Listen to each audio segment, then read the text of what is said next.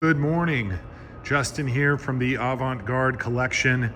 Going to do a series of videos today on our 1991 964 Safari car. This is a C4 or all-wheel drive version, and it's a super cool build. I really like it for obvious reasons. It's just a neat car. I want to do a cold start to begin with, so let's do that.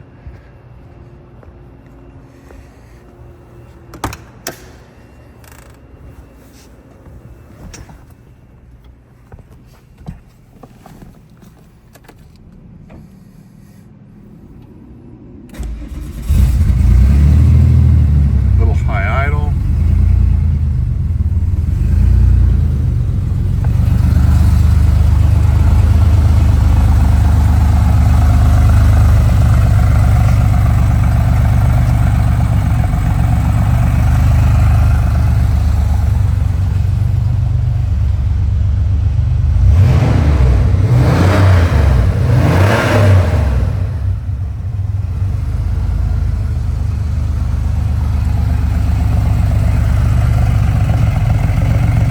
Car doesn't smoke, doesn't leak any fluids, and mechanically very sound.